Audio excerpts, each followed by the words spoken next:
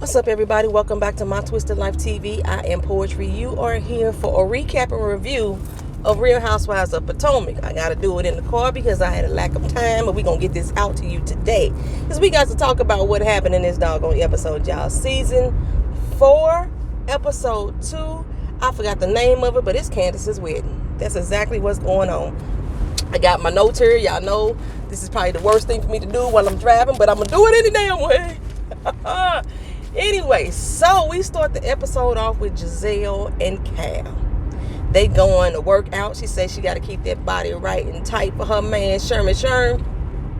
So she going to do this workout. Now, they go to this boot camp. It's funny to me that they always go to these workout classes and sessions that ain't nobody ever been to before in life. And the dude was a bit intense. He kind of came at them like it was a drill instructor, so he was comical but intense at the same time. But you got to make it seem like it's a boot camp. Was it just me? But Cal and Giselle did not break a single solitary sweat. Now, I've been to some boot camp class sessions. Baby, you sweat your ass off. They were the driest people in the whole fucking room on that doggone screen. But while they were there, Giselle wants to update Cal on what's going on with her and Sherman. Now, y'all know when they do this editing, it's kind of weird because it starts to progress a couple weeks after the reunion ended, right? And then by the end of the episode, we done got a few months into the past. That's the weirdness of how they edit Bravo's this particular season. They always edit Real Housewives of Potomac like this. I'm not sure why. So when Giselle is having this conversation with Cal, it's only a few weeks after the reunion. She says Sherman was, feeling kind of bad. He called to apologize. He missed her. He loved her. So she giving him a second chance, right? So she asked him to escort her to Candace's wedding. Cal is like, make it make sense, sis. I was feeling the same damn way as Cal, especially when he started explaining it. He's like, hold up. The man supposedly did you so wrong. I don't see where the man did it wrong. I really don't. He stated his feelings about what was going on. He said this was too much for him. Y'all brought his personal life into a situation he didn't have nothing to fuck to do with. I didn't see why he did her so wrong. This wasn't working for him. But Cal, like, you all went on your own. I'm an independent woman, I will survive type of feeling right after the doggone breakup. And now here you are back with him in counseling. Now, a lot of reviewers I saw last week were complaining about the fact that this couple was in counseling that wasn't married. They're going to counseling as boyfriend and girlfriend. I didn't really have an issue with that because when you think about a lot of couples, before they get married, they go into marriage counseling. And I always thought that they may need to start counseling before they come up with the idea of getting married. Before we gonna say, okay, I'm gonna say I do to you, or I'm gonna propose to you, we might need to work some shit out first. Our relationship ain't fucked up, but we need to at least get some communication going on. So I wasn't tripping off the fact that they were in couples therapy together. What I was tripping off of the fact is that he's going to this damn wedding. Y'all just got back together. Like Cal said, you was in a bad motherfucking way. And now y'all going to a wedding together. Y'all just got back together. That don't make sense to me. I was with Cal. Cal was like, So was I. But Giselle's like, yeah, I got this. Pussy don't fail me now. He gonna do what the hell I want him to do. It's bad. It's just bad, right? Okay. So we go on to Candace. Who is it? Candace trying to clear the air with Dorothy. Y'all, she at her wedding dress fitting. Let me tell you, I thought the dress was absolutely gorgeous. She looked like the belle of the ball.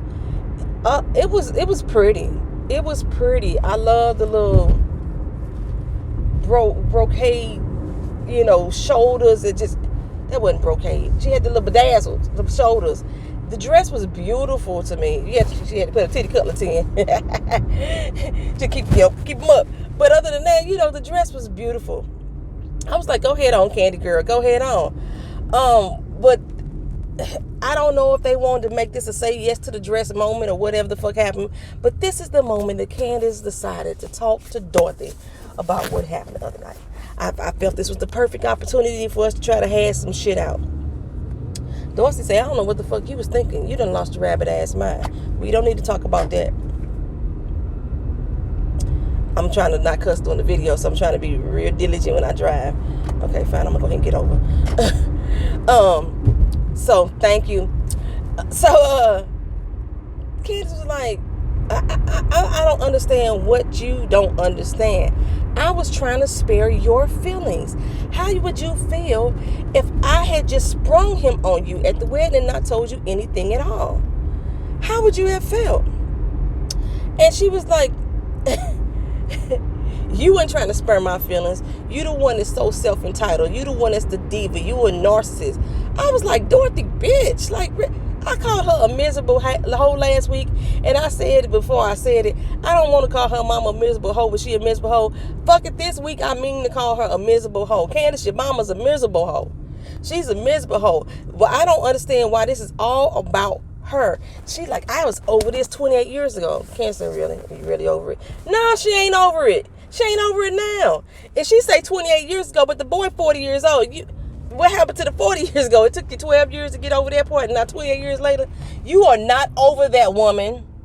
If it gets you this upset and this irate just to have his presence in the same building as you, you are not over that. The daddy coming. The daddy coming to the wedding. She was mad about that. Remember, she was mad that Candace wanted her daddy to walk her down the aisle. Why can't such? Yeah. Okay. So we see at the end of the wedding that Candace did concede to her mama having her stepfather walk her down the aisle, because when her daddy walked her down, the stepfather walked her down, and Dorothy walked her down too. Oh, I was like, look here. But I just don't. I don't see. I know a lot of y'all too was saying last week that what Candace needs to do is cut the purse strings from her mama and grow the fuck up, mature, stop letting her mama take care of her. I disagree with that too. I think that if your parents are willing and able to take care of you, then they could do it if they want to. That's the parents' decision. The problem is not with Candace not taking responsibility for herself. The problem is that her mama is a controlling, she's the narcissist ass bitch. No matter what Candace do, if there was not money involved, Dorothy would be the same person to her. She would still be trying to control her life. I don't know what's going on with her and the other daughter, how she's ruling her life. It seems in a way she may be almost kind of punked that, man, she just need to be in control no matter what. It just so happens to be that she has money as a means to control her daughter. If these was rich white folks out here, low, whatever, y'all would not be tripping off the damn parents taking care of their motherfucking kids. Y'all would not at all. Y'all would not be telling them, oh, they need to go cut their purse strings and go out and do that their own. Whatever. The girl is trying to do some shit on her own. She's trying to run a business. Her mama wanted to invest in that as well. But the way, the upbringing that her mama has had, being the controlling person that she is, that strikes fear in the Candace. And it makes her feel like this is the only reason that my mama is doing these things for me, so she can control me. She doing it out of love, but there's a condition to it. Her mama is placing conditions on her fucking love. And that's why if I give you money, then you gonna do what the fuck I say do. If I give you money, I expect you to be responsible enough to do what you're supposed to do with it, because I've already taught you better. I'm not finna sit here trying to control how the fuck you spend it. That's some stupid ass shit. You give your kids allowance and then you tell them, well, you can't spend it on this, you can't spend it on that, you can't spend it on this. What the fuck? Don't give it to me then. Don't fucking give it to me. And I know an allowance is not the same thing as the purse that, she's providing for Candace. But that is not going to fix the problem. That's what my whole point is. Y'all a lot of people are saying that if she just got out of her mama pocket, that'll fix the problem. It's not going to fix the problem. That ain't going to fix Dorothy ass. It ain't going to fix her. Just like, even at the dress fitting, she came in with her little smart ass quips and shades. Candace was catching it all. My mama's shady as fuck. But Candace going to sit back and accept that. That's what she needs to change. She been checking her mama. It's not that Candace don't say what she feeling, because she says it. She says it. She says what she feels. But it doesn't matter to a person like that. Trust me, I motherfucking know. And we ain't got no money involved here in this situation. It don't matter. She always got to come back to the comeback to the comeback. And it's always something negative. She can't find nothing right with you. But you the best thing since sliced bread that she ever created in life. That's exactly how that... Money ain't going to change it, y'all. Money ain't going to change it. Candace could grow up and move out and move on and do what she want to do and get her own money. It's nice to have your own. It is nice to have your own. But it's nice to let your mom and daddy help you if they can and if they willing and able to do so as well. Ain't nothing wrong with that shit. Ain't that what the fuck we working for? To build a legacy for our kids, to make sure that we provide them everything that they can have on their own without having to struggle like the way we did.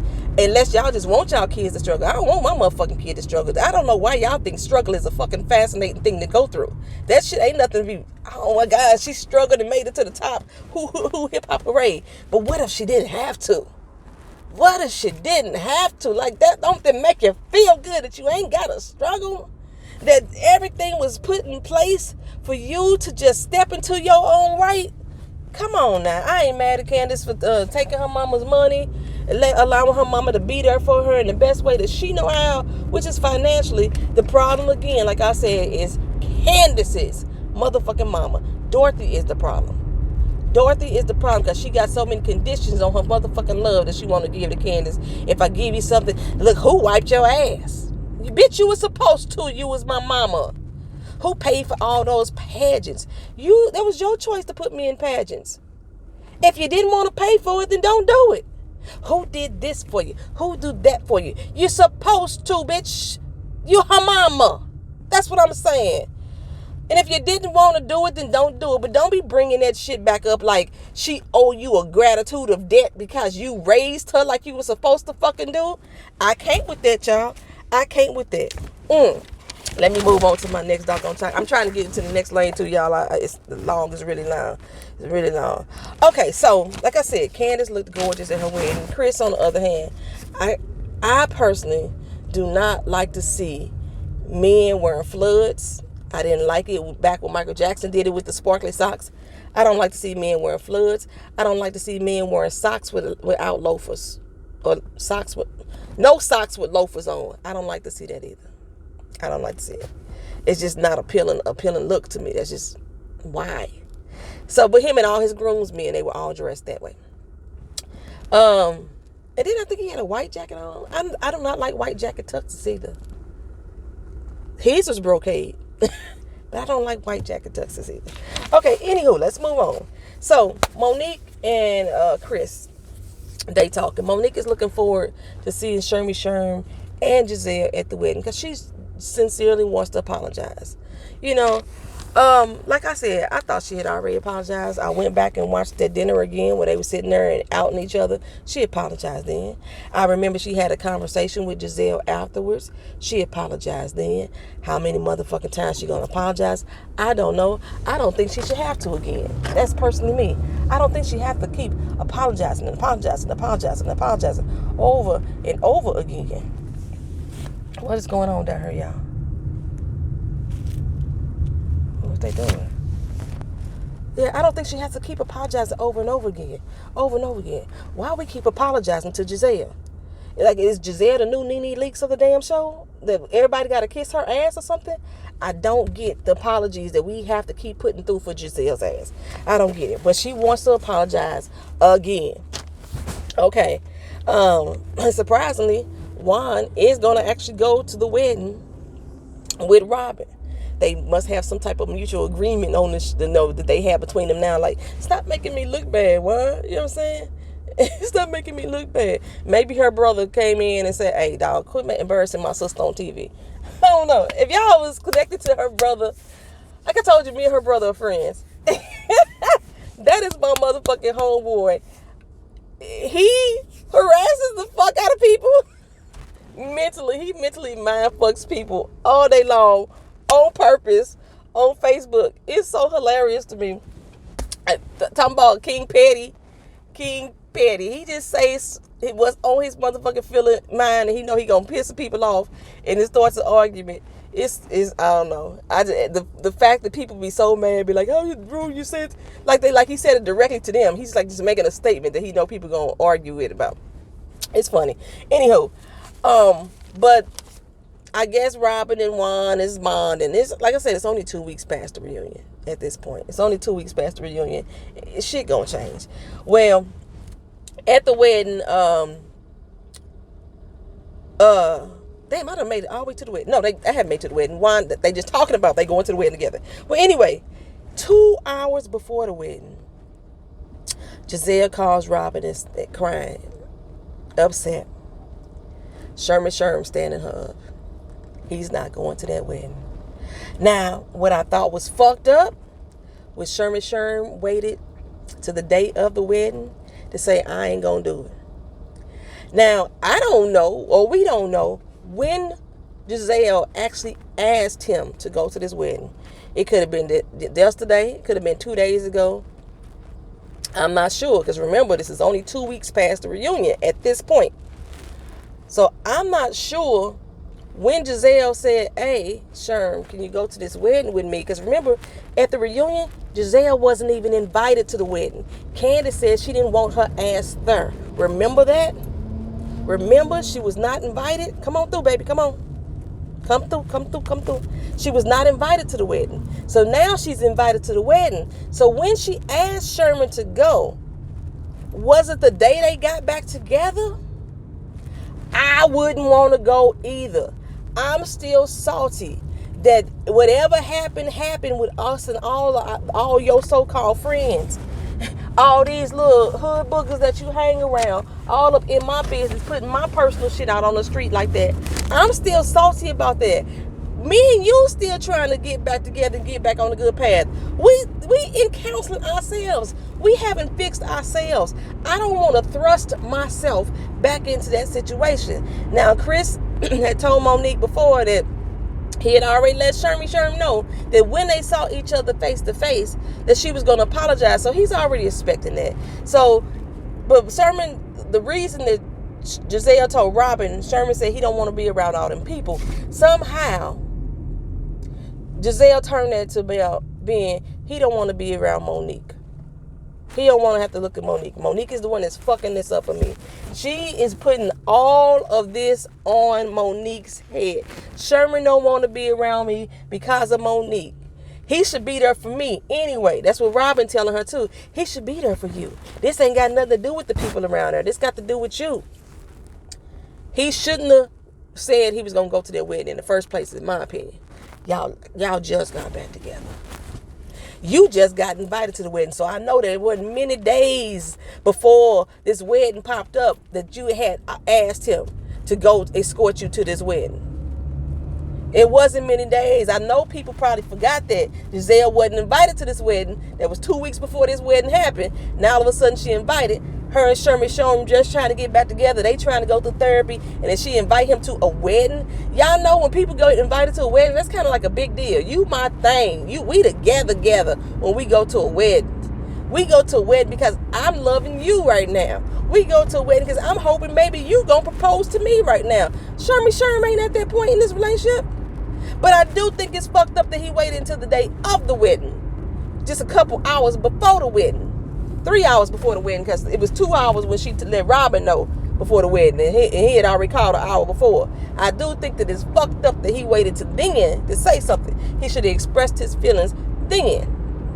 But maybe that's what therapy is about, because remember, he's not a good communicator, according to Giselle.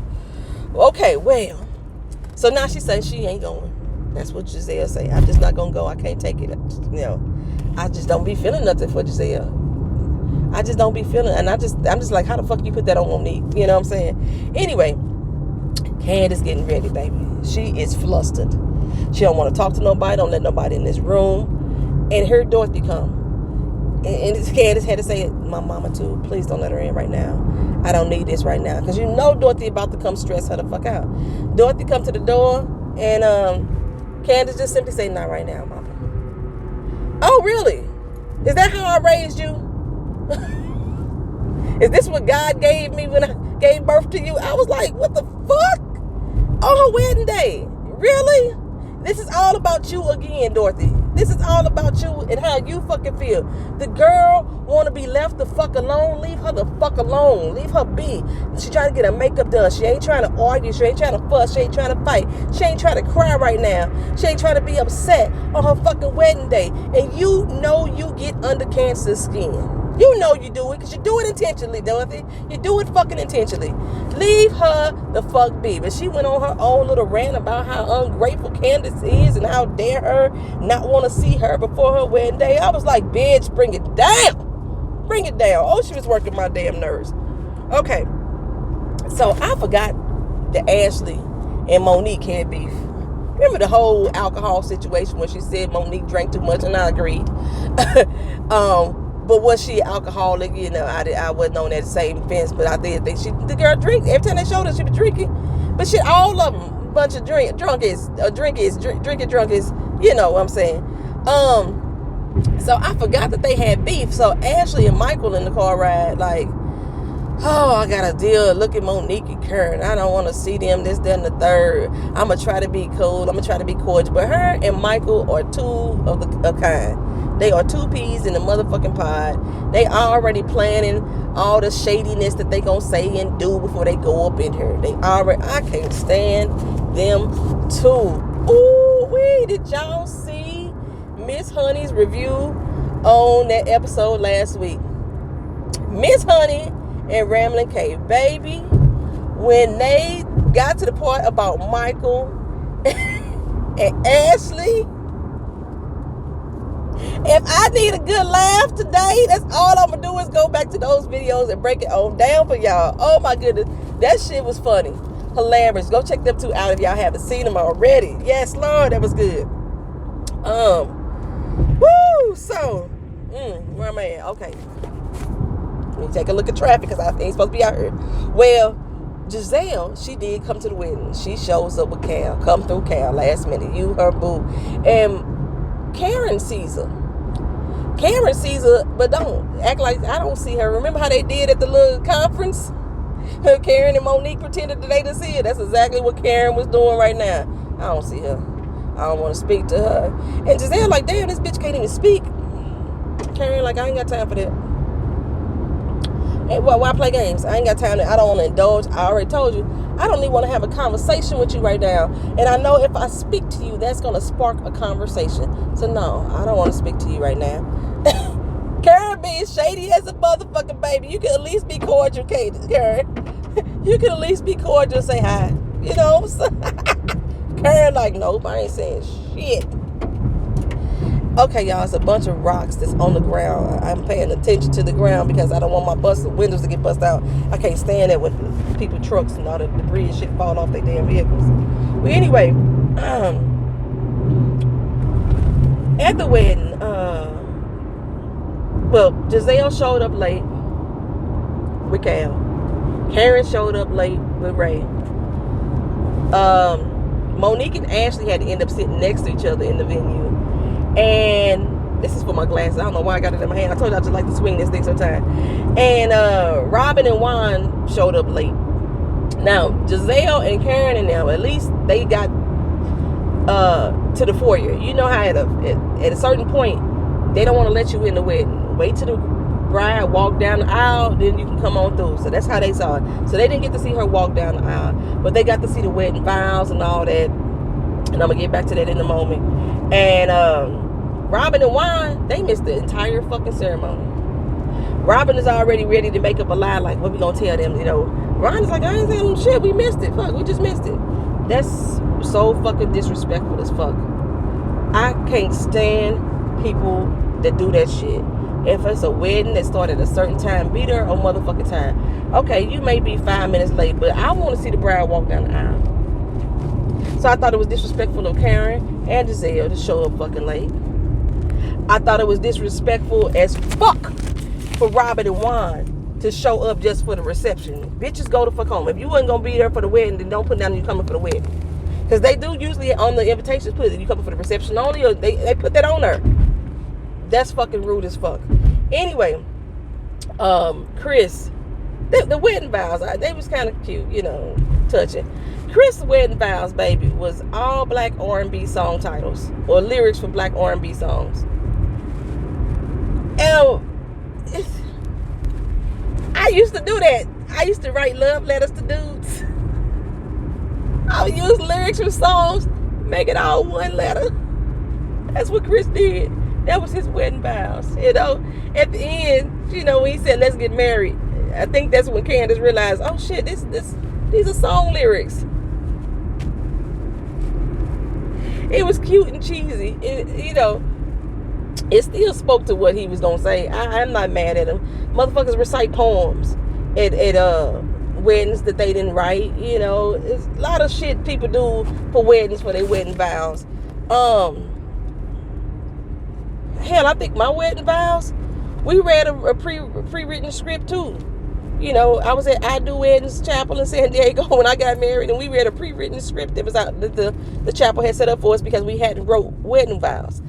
So the fact that he took the time and went through a few R&B songs, y'all know Chris liked R&B music, so please don't act surprised that he pulled R&B. Chris listens to R&B. We already determined that a long time ago. A lot of white dudes do. So it's not a shock to me. The fact that he took the time to go through different songs and pull out different lines that could make a meaningful vow for her, I thought that was pretty cute.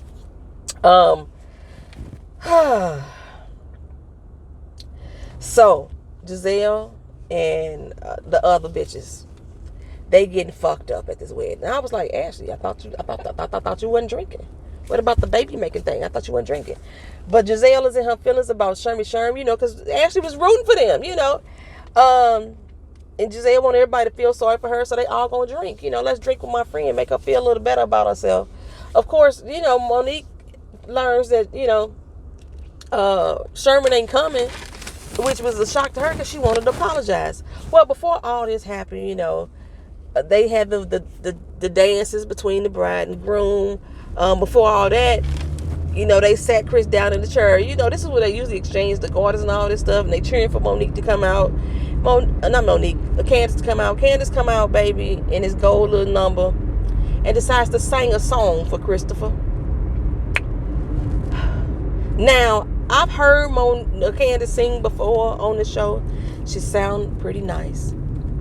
She did. When she sung Happy Birthday to Karen, she sounded pretty nice. She can carry a little tune when she's singing, you know, other people's shit. Well, she wrote a song for him. I really didn't get the lyrics specifically. I hope it's rocks broken down on her channel so I can hear the lyrics again. But I know that the way in which Candace sung this motherfucking song, baby, you was 2 octaves too low for your voice. You was 2 octaves lower than your own range. I don't know if it was the nerves or what it is, because she tried to come from the diaphragm, but she sounded horrible. She did not sound good to my ears at all. I was like, When she looked back at that replay, I think they're going to be like, girl, just a little fun fact. Candace's song, her wedding vow song, or her wedding song, go on sale on iTunes next week. Y'all go out there and buy that. Hopefully, they auto-tuned it. It fixed the range level because, baby girl, you was not sounding good. But, you know, Chris was crying. He was just happy that Babu wrote a song for him. He was happy about that. Okay, so, like I say, Giselle and everybody getting fucked up. Monique tried to come talk to Giselle. Giselle shut her down again. You ain't got to apologize to my motherfucking man. That's my man. Well, I thought, wait a minute. I thought you was done. I thought you was over with. Ain't that what you told all the girls and everybody? You done with Sherman again. When he said he wasn't coming, you was through with him. But now you're here arguing with Monique again like that's my man. You don't need to say shit to him. Anything you got to say to him, you say through me. And Monique like, look, I want to apologize to both of you. She wasn't hearing Monique. Stop fucking trying to apologize to her, Monique. Stop it. Okay? Do I need to tag you in this video so you can know to stop trying to apologize to her? Oh my God. At least Monique was trying to be cordial and shit. You know, she tried to give her a hug. It was kind of awkward. It was just, I don't know, y'all. I don't know. Woo! Where am I at? I was like, fuck her, Monique. Shit. I'm sick of y'all trying to kiss her ass. Well, I'm at this point now. Shit. So, doing it, the little disagreement was getting a little tense on Giselle's end, right? Monique was still trying to, maintain a good composure and everything. She was like, Giselle, I just wanted to apologize. That's how she was talking. I was so glad that Chris came through for Monique. He came through like, baby, it's time to go. And Giselle said, no, we talking right here. We having a conversation. The conversation was over. Hey, Chris said, no, this is my wife. We finna go. Get her, Chris. Thank you. I like Chris. I'm telling y'all, I like Chris. I like Chris and Monique's relationship. I love that. I love how they rock with each other. I'm so glad we got off his mama drama, because that probably would make me not like Chris much. I don't know. We'll see. But yeah, he came through for Monique like, nah, baby, come on. You pregnant and shit. We ain't got time for this bullshit. Ashley claimed that she want to reconnect with Monique and Karen. Both of them in the confession was like, no, fuck her. We ain't got to talk to her about nothing. No, we ain't got to reconnect. So Giselle came up to Monique at the end and said, you know what? I accept your apology. I thank you for apologizing to me. I forgive you. And then she moves on to Karen. Karen is like, girl, what? I don't want to talk to you. I ain't got time for this. What do you want? What do you want? I miss my friend. I want my friend back. Karen was like, friend? That's it. You using that word too loosely, sis. You using that word too loosely. But she sat there and let her talk. Giselle was good and drunk. Drunk people want to get all their feelings and emotions out. I don't drink, but I know this from people I hang around. All my friends are drinkers. They want to get all love you. I love you. Oh, yeah, I miss our friendship. Yeah, that's how Giselle, she wasn't that belligerent with it, but yeah, that's how she was. And Karen was like, so Michael decides that he wants to try to smooth things over with Ray. Earlier he had told Juan and Chris that, and Juan was like, really? That's what you gonna do? Okay. Chris say, well, Juan was asking, what the fuck happened? Chris say, Michael was being a messy little bitch and he know it. I love Chris. Chris called him on that shit. Michael was being a messy little bitch and he know it. And Michael like, so you siding with Ray? He said, no, I ain't siding with Ray, but fuck, right is right. You was being a messy little bitch and you know it. He didn't call him a bitch, but he implied that. He do know it. Michael knew he was a bitch. Well, later on, Michael tells Juan, he made some headway with Ray. He came, tried to apologize to him. Ray at least spoke to him and put his hand on his shoulder. And then Michael said something like, I wanted to grab his butt, but I didn't do it. Why do you find that hilarious? You might want to bring that shit down, ass grabber. That's what your sexual assault charges was about, grabbing the cameraman's ass. Bring that shit down, Remember he grabbed Katie's husband's ass, or boyfriend's, fiance's ass. I just don't know why Michael just don't come out and admit that he bisexual. It makes it so easy. It's so much more accepted these days, especially with white men anyway. They don't care. I think Ashley swing both ways too. I thought that's what it was. Anyway, I'm still Team Karen on this whole Giselle and Karen mix up. She ain't got to be that bitch's friend. That's how I feel about that shit too. We could be cordial, but we ain't got to be friends. So yeah, that was the whole end of the episode. If it's anything that I forgot, that's because I didn't write that shit down. The wedding was beautiful. It was a beautiful wedding. We didn't see Candace's sister. I wonder where she was at in the wedding. We didn't see her at all. Like I said, Dorothy and the stepfather and the daddy, they all walked her down the aisle, but I didn't see her sister. And do y'all also notice they left out Chris's kids? Remember last season, it was so important for his children to show up.